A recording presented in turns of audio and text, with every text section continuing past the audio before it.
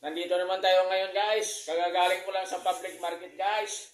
Pumili naman ako guys ng baboy, pata, talong na naman guys, sibuyas, sitaw, o guys sitaw, o talong.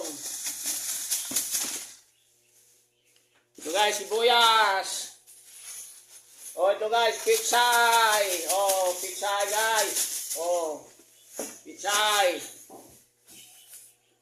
Saka ito naman guys, oh, puso.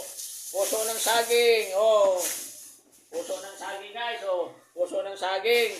Saka bagoong guys. Oh, saka ano guys, saka yung New York cubes. New York cubes guys. Oh, oh. Bumili naman tayo. Kaya ito guys, yung